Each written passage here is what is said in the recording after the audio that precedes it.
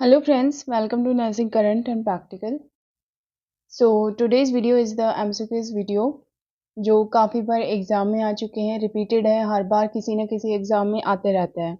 So I chosen that questions, मैंने काफ़ी questions paper को रेफर करके ये क्वेश्चंस बनाए हैं which are very important and I'm going to explain each and everything about it.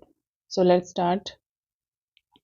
Which condition presents lockjaw as the initial clinical feature? किस condition में, किस मेडिकल कंडीशन में लॉक जो हो जाता है and it's initial clinical feature. सबसे पहले लॉक जो होता है, उसके बाद बाकी प्रॉब्लम शुरू होता है. सो आंसर इज ऑप्शन है first is pertussis, second tetanus, third tuberculosis and four rabies. So option 2 is the right option. Tetanus is the condition जो लोकजो के साथ शुरू होता है. उसमें लोकजो हो जाता है, patient is not able to open the mouth, बिल्कुल मैंडिबल उसका लॉक हो जाता है, लोअर मैंडिबल. सो हम टेटनस के बारे में थोड़ा सा पढ़ते हैं. टेटनस क्या है? Tetanus is a serious disease of the nervous system caused by toxin producing bacteria. The disease causes muscle contraction, particularly of your jaw and neck muscle. Tetanus is commonly known as lockjaw.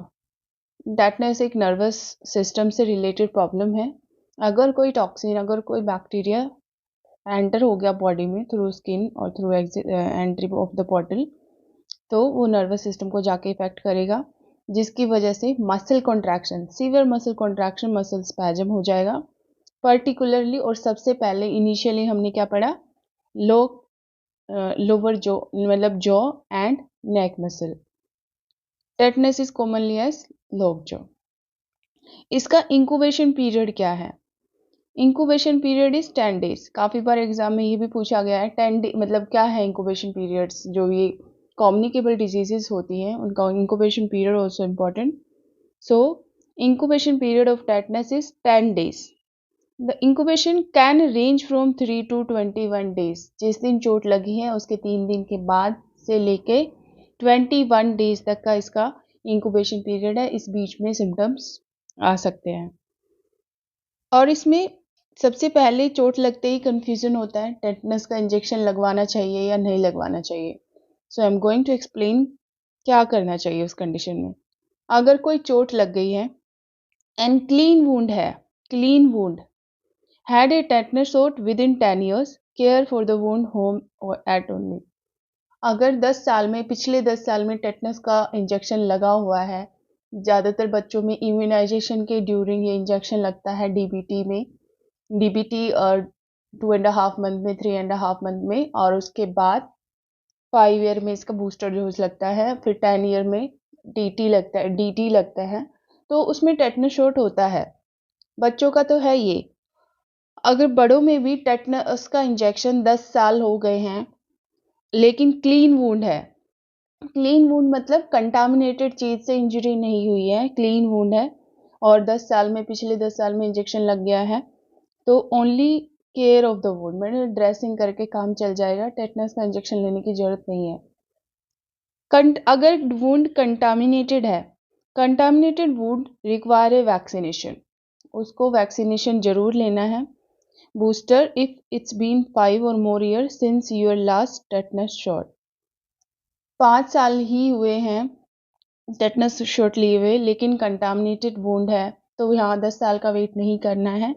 Contaminated wound है तो tetanus का shot लेना जरूरी है. Clean wound and contaminated wound should keep in mind. और जो लोहे की चीज़ें होती हैं उसमें भी दिस क्लोस्ट्राइडियम, मतलब जो इसका कॉजिंग बैक्टीरिया है क्लोस्ट्राइडियम टेटनी, वो काफ़ी चीज़ वो उनकी सरफेसेस पे होता है. इसलिए मतलब लोहे की चीज़ों से अगर इंजरी हुआ है तो you should tell the physician कि you had done this this this, तो उसका वैक्सीनेशन वो आपको एडवाइस करेंगे. दूसरा कंडीशन था हमारा पर्टुसिस. पर्ट्यूसिस के बारे में ऑल्सो विल रीड कि पर्ट्यूसिस क्या होता है। पर्ट्यूसिस नाम से ही इंडिकेट कफ, और वूपिंग कफ क्यों बोलते हैं इसको, क्योंकि जो इसमें वूप साउंड आता है, दैट वूप साउंड अलग सा ही साउंड आता है जब पेशेंट कफ करते हैं, या जो भी जिसको भी वूपिंग कफ हो रहा है कफ करते हैं, तो उसमें जो वूपिंग साउंड आता है उससे रिलेटेड इसकी वजह से इसका नाम वूपिंग कफ पड़ा है। एंड पर्ट्यूसिस का सेकेंड नेम है। इसका incubation period 7 to 14 days 7 to 14 days होता है इसका इंक्यूबेशन पीरियड। टेटनस का 3 to 21 था। एंड DPT उसमें जो वैक्सीन्स होती हैं, डिप्थीरिया, पर्ट्यूसिस एंड टेटनस, इसका भी वैक्सीन लग जाता है जो DPT में होता है। DPT में भी उसमें इसका वैक्सीन लगता है 2.5 मंथ पे, 1.5 मंथ पे, 2.5 मंथ पे, फिर 5 ईयर पे इसका बूस्टर डोज लगता है। Next condition is tuberculosis.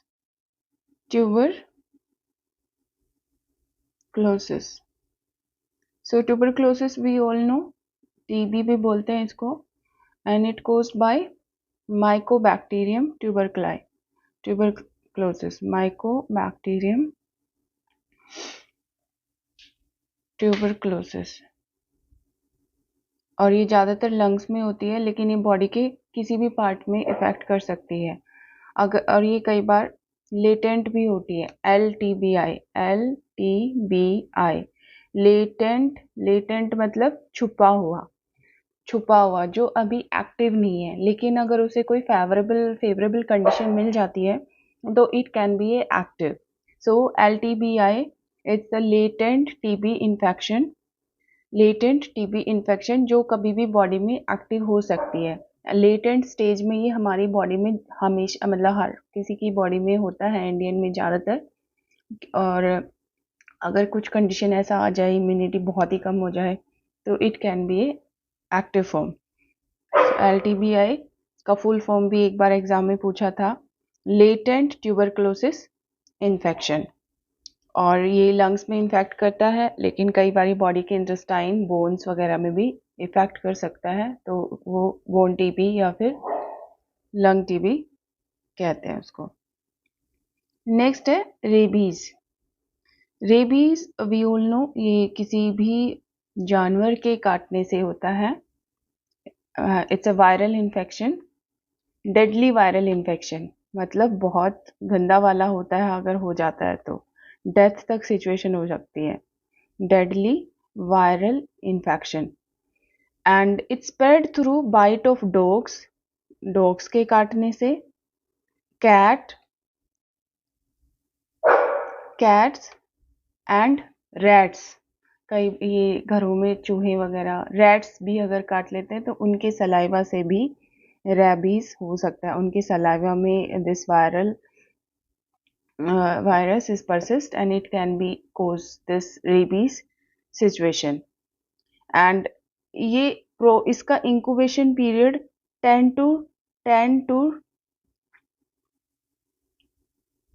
2 to 10 days होता है। 2 दिन से लेके 10 दिन तक इट कैन बी स्प्रेड।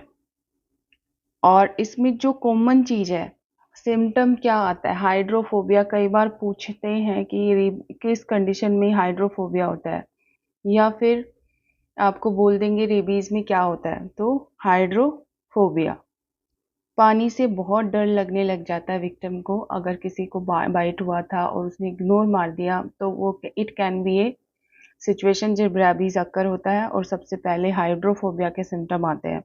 पानी बिल्कुल अच्छा नहीं लगता। एंड ये it's a nervous system disorder. ये जो वायरस है नर्वस सिस्टम में एंटर कर लेता है, एंटर्स इन नर्वस सिस्टम, और नर्वस सिस्टम से लेके फिर ये पूरी बॉडी को कर लेता है, स्प्रेड हो जाता है।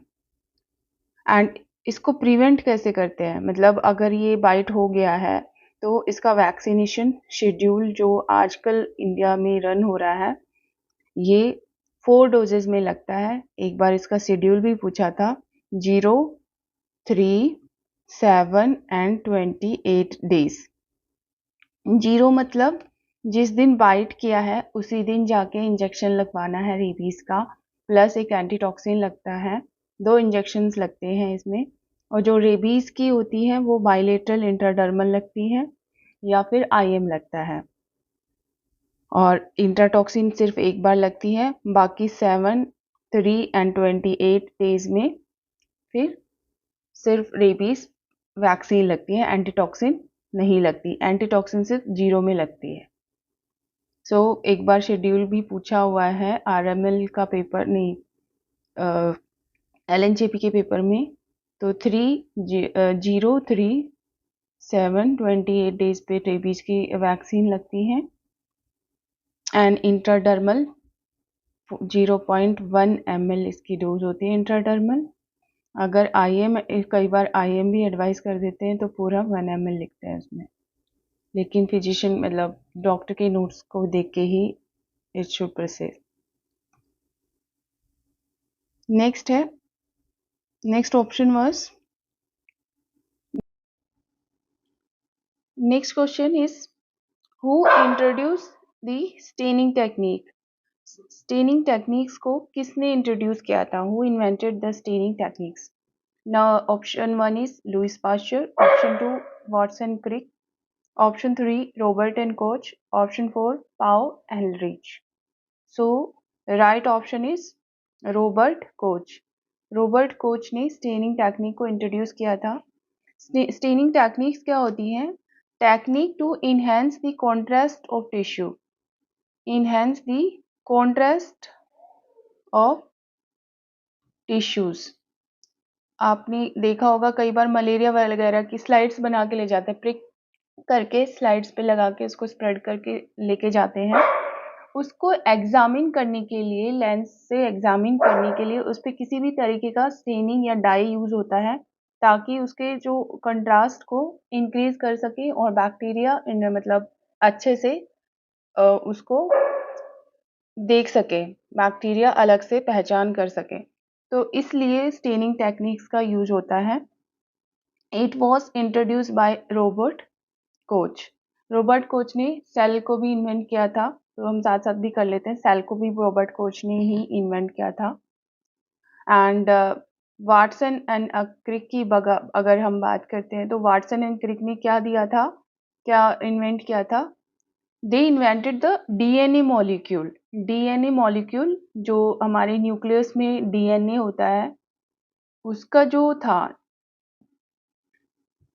डीएनए मॉलिक्यूल, व्हाट्स हेलिक्स जो होता है हमारे न्यूक्लियस में डीएनए का, वो वाटसन एंड क्रिक ने किया था इन्वेंट, जो डबल हेलिक्स होता है। पाउ पाउ वाज द फाउंडर ऑफ, पाउ जो एलरिच थे, founder of chemotherapy. PAU Ehrlich was father या फाउंडर ऑफ कीमोथेरेपी। उन्होंने कीमोथेरेपी को इंट्रोड्यूस किया था।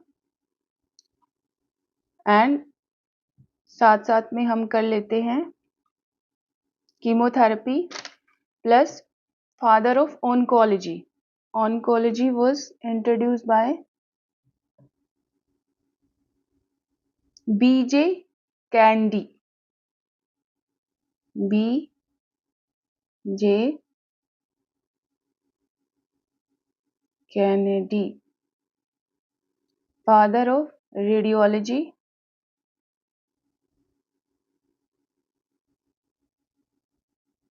WC Roentgen. एक्सरेज रेज भी WC रोटंजन ने ही इन्वेंट किया था। इनको फादर ऑफ रेडियोलॉजी या फिर फादर ऑफ रेडियोथेरेपी भी बोलते हैं। नेक्स्ट जो हमारे पाओ एलरिच, जिन्होंने ऑन्कोलॉजी को इन्वेंट किया था, उन्होंने एक बहुत अच्छा इन्वेंशन और किया था, मैजिक बुलेट एंटीबायोटिक। सबसे पहले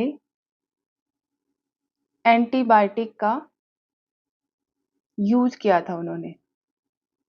मैजिक बुलेट बोला था उन्होंने। एंटीबायोटिक नाम बाद में पड़ा है। उन्होंने जो मेडिसिन इंट्रोड्यूस किया था to kill the bacteria, he use the term magic bullet, लेकिन बाद में उसको एंटीबायोटिक का नाम बाद में दिया गया। उन्होंने सिर्फ मैजिक बुलेट का नाम दिया था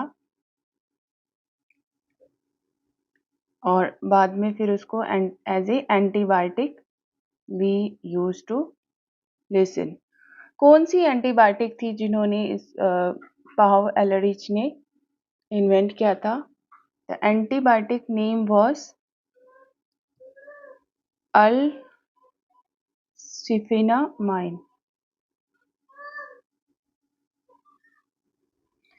एनसिफेनामाइन टैबलेट अल्सिफेनामाइन, इन्होंने स्लार्वेशन ऑफ सिफिलिस, इसमें सिफिलिस का यूज किया था।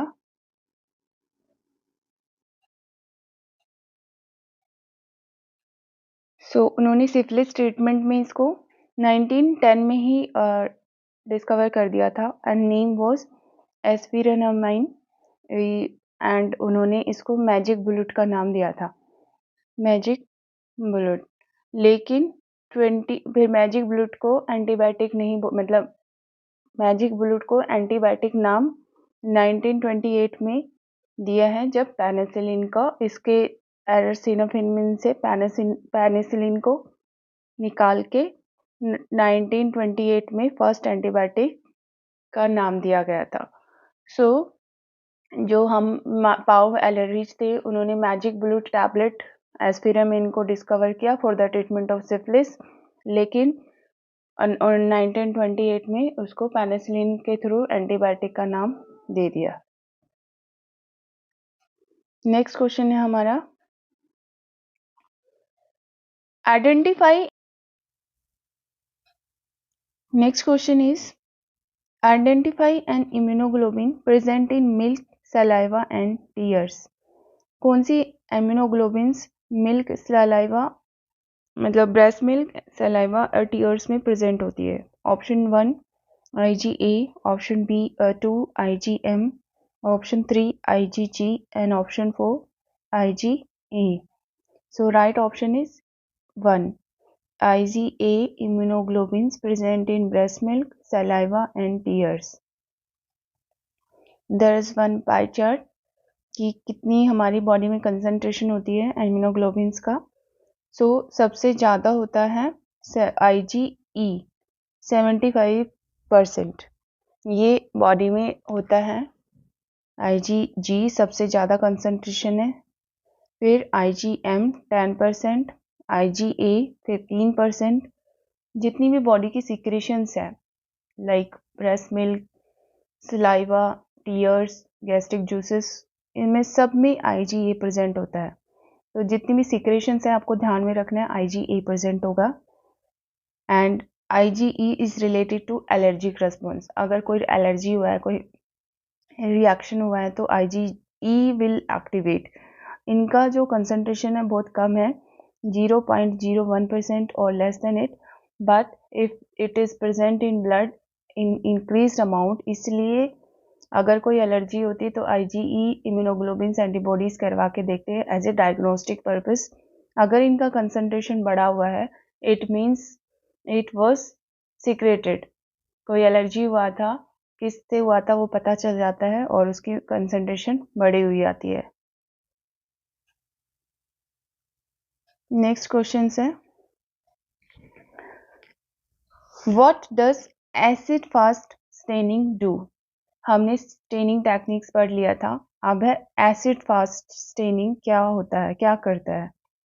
Option 1 difference between acid fast bacteria, red and non acid fast bacteria, difference between non-acid fast bacteria and acid fast bacteria, cannot differentiate between these two, cannot differentiate between non-acid fast bacteria। मतलब ऐसे confusing वाले option देते हैं exam में many of times, but you have to be very sure कि आपका answer क्या है। So right option is 2 difference between non-acid fast bacteria and acid fast bacteria। Staining technique से उसको अच्छे से डिफरेंशिएट कर सकते हैं। तो इससे पहले हमें ग्राम नेगेटिव बैक्टीरिया और ग्राम पॉजिटिव बैक्टीरिया के बारे में पता होना चाहिए। ग्राम पॉजिटिव बैक्टीरिया और ग्राम नेगेटिव बैक्टीरिया में क्या डिफरेंस है? First difference is cell wall. जो पॉजिटिव बैक्टीरिया होते हैं उनकी सेल वॉल सिंपल होती है, और जो ग्राम नेगेटिव बैक्टीरिया होती हैं उनकी जो सेल वॉल है इट्स इन कॉम्प्लेक्स। उसमें काफ़ी सारी चीज़ें होती हैं, कॉम्प्लेक्स होती है वो। Second difference, thick peptidoglycan cell wall layer. इनकी जो पैप्टिडोग्लाइकन सेल वॉल है वो थिन होती है, इसकी ग्राम पॉजिटिव बैक्टीरिया में वो थिक होती है। Number 3, no outer lipopolysaccharide wall layer present. इसमें आउटर लिपोपॉलीसेकेराइड वॉल प्रेजेंट होता है। It can retain crystal violet iodine, it retain सफ्रानिन।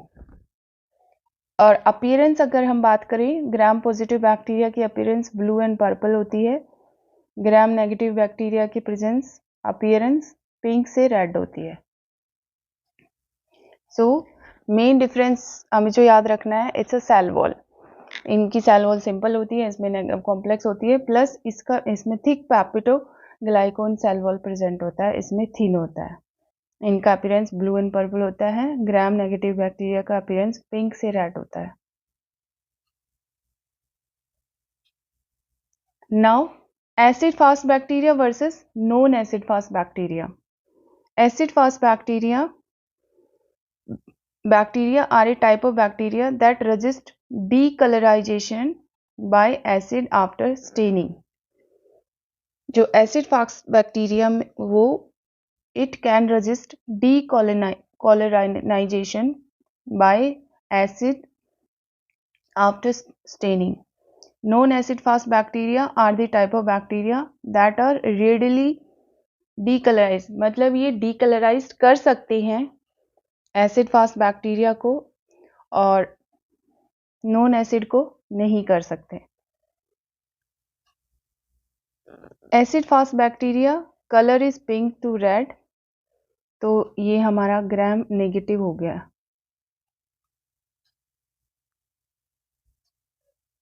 Gram negative, ये हमारा ग्राम पॉजिटिव।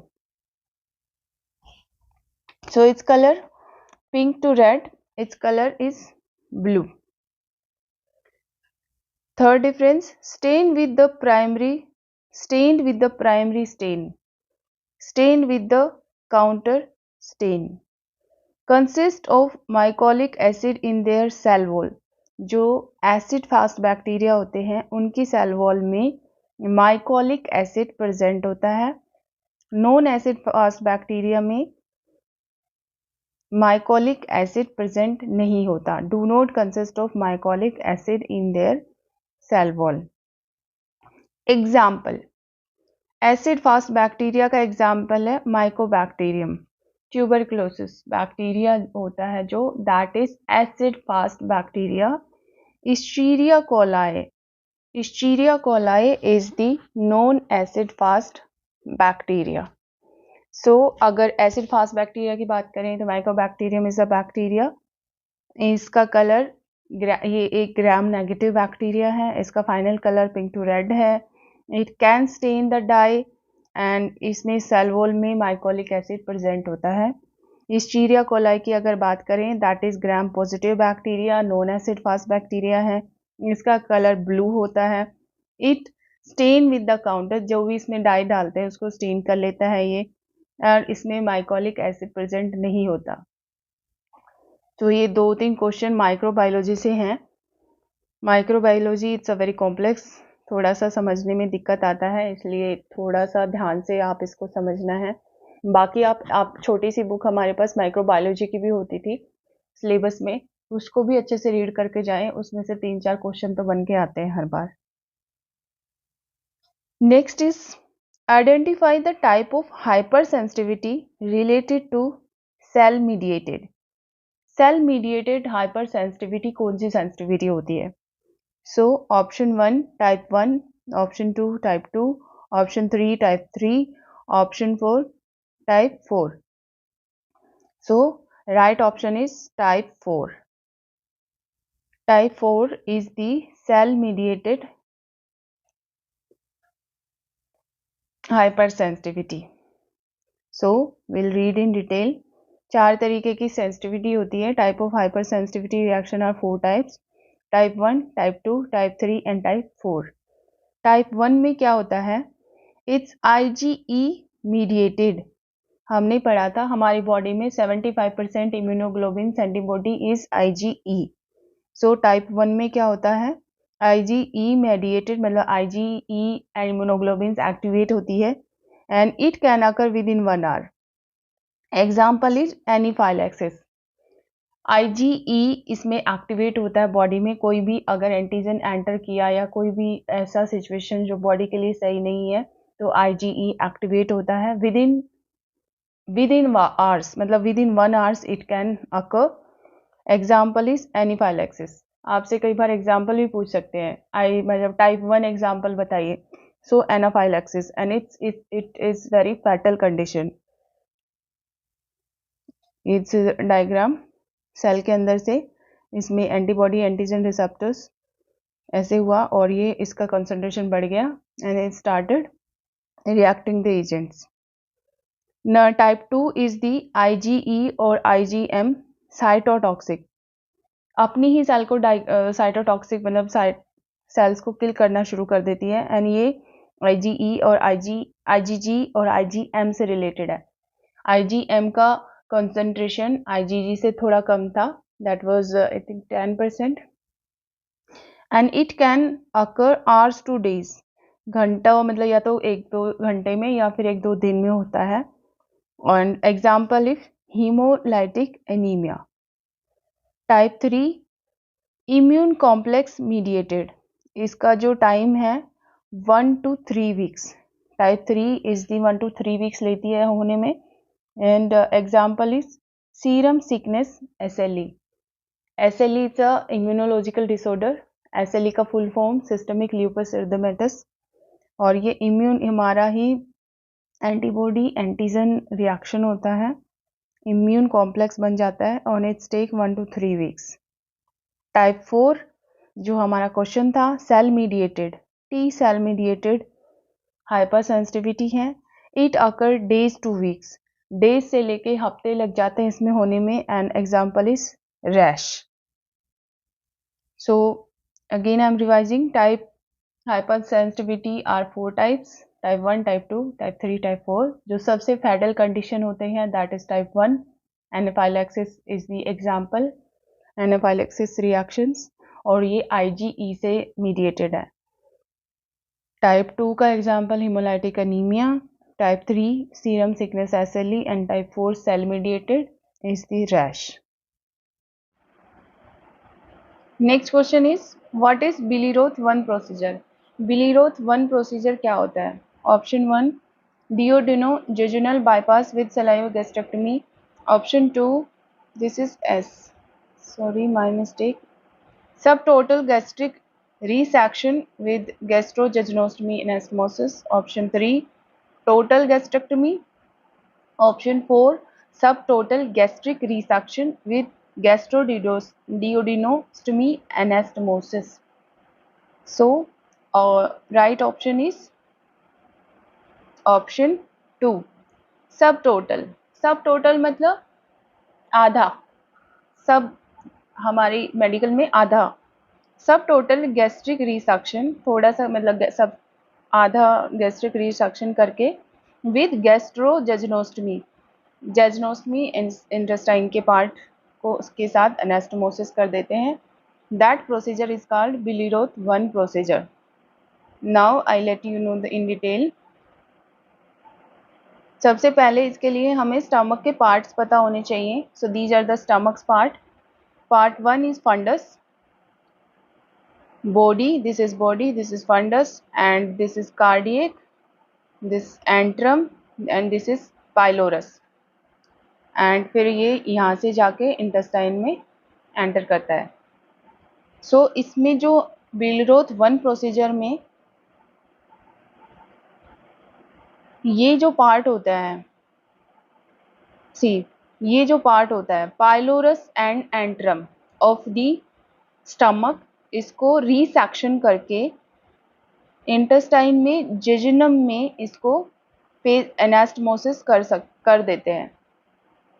इस वाले पार्ट को रीसेक्शन किया जाता है। एंट्रम एंड पाइलोरस को रीसेक्शन करके हटा के जो इंटेस्टाइन का जेजुनम पार्ट होता है उसके साथ एनास्टमोसिस कर देते हैं। डिओडेनम के साथ भी मतलब इंटेस्टाइन के डेडनम या जेजुनम के साथ इसको एनास्टमोसिस कर देते हैं and that procedure is called Billroth 1 procedure. So again cardiac, fundus, body, antrum and pylorus। Billroth 1 में एंट्रम एंड पाइलोरस को रीसेक्शन करके इंटेस्टाइन के डिओडेनम या जेजुनम के साथ एनास्मोसिस कर देते हैं और that procedure is called Billroth 1 procedure. Next question is psychogenetic test are advised for which of the following condition. Cytogenetic test किस कंडीशन में एडवाइज करते हैं? Cytogenetic test, option 1 schizophrenia, option 2 mania, option 3 autism, option 4 mental retardation. So in are option 4 is the right answer. Mental retardation, इसको short form में MRB बोल देते हैं। इसके डायग्नोसिस के लिए साइटोजेनेटिक टेस्ट एडवाइस करते हैं। सो साइटोजेनेटिक टेस्ट होते क्या हैं? We should know about this cytogenetic test. Cytogenetic test are the test which involve sampling of tissue, blood or bone marrow in a laboratory to look for changes in chromosomes।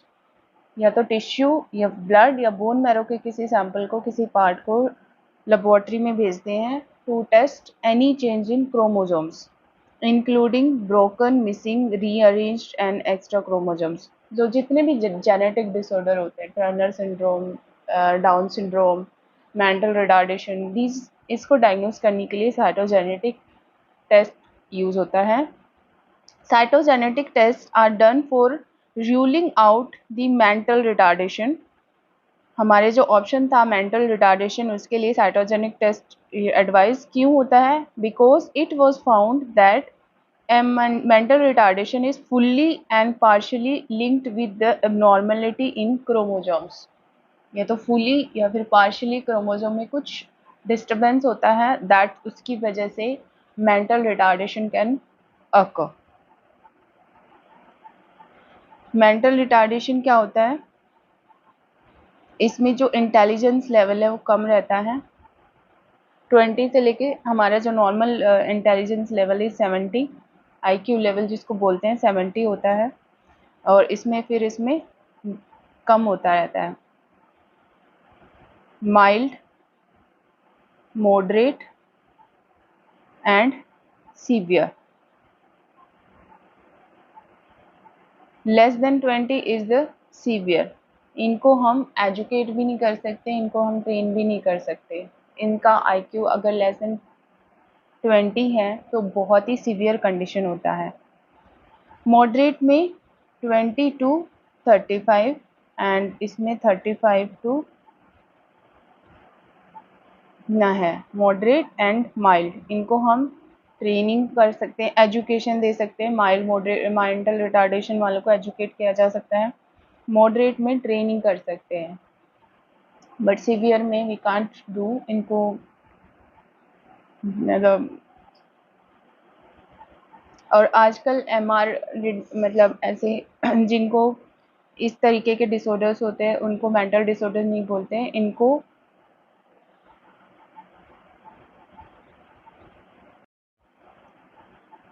So there is one option autism. Autism हमारे option में था। Autism क्या होता है? Autism spectrum disorder ASD are a diverse group of condition. एक से ज़्यादा condition का कंबाइंड कॉम्बिनेशन है। They are characterized by some degree of difficulty with social interaction and communication. Other characteristics are atypical pattern of activities, behavior such as difficulty with transition from one activity to another and focus on detail, unusual reaction to sensation. जो autism है this ये मतलब एक से ज़्यादा situation, एक से ज़्यादा कंडीशन का ग्रुप है।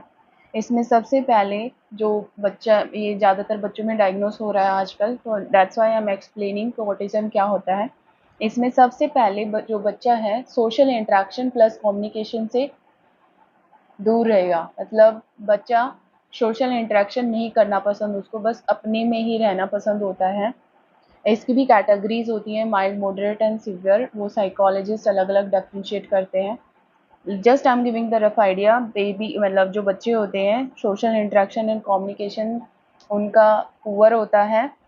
And other characteristics are atypical pattern of activities and behaviour, उनकी जो activities and behaviour also not normal activities उनका, such as difficulty with transition from one activity to another, एक एक्टिविटी से दूसरे करने में उनको बहुत डिफ़िकल्टी होती है, उनको चेंजेस बिल्कुल पसंद नहीं आते हैं, बहुत ही हाइपर टेंट्रम हो जाता है बच्चा, फोकस डिटेल फोकस नहीं कर पाता है।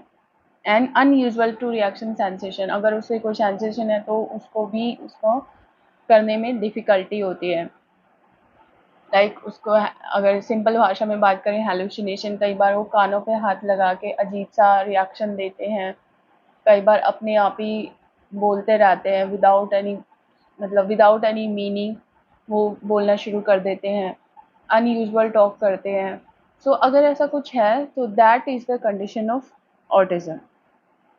साइकोलॉजिस्ट इसको ट्रीट करते हैं, साइकोलॉजिस्ट के पास जाके इसको लेके जाना, और वो फिर उसकी कैटेगरीज डिवाइड करते हैं। And after that group therapy role इस काइंड थेरेपीज से इसको ठीक किया जाता है। Next other option was schizophrenia. Schizophrenia also group of conditions, इसमें भी ये बच्चों में, बड़ों में होता है ज़्यादा। इसमें hallucination, delusion and mood disorders का कंबाइन होता है। Next mental retardation are called MR, mild, moderate and severe इसका होता है। इसका जो आईक्यू से रिलेटेड है, आई नॉर्मल आईक्यू इज 70, अगर इससे कम है तो उसको माइल्ड, मॉडरेट, सीवियर कैटेगरीज में डिवाइड करते हैं। सो फ्रेंड्स, आज की वीडियो में I am stopping here. In next video there are many other question I have in my laptop, so मैं उनको जल्दी ही एज ए वीडियो प्रेजेंट करूँगी। Till that time watch the video and subscribe the channel. Thank you.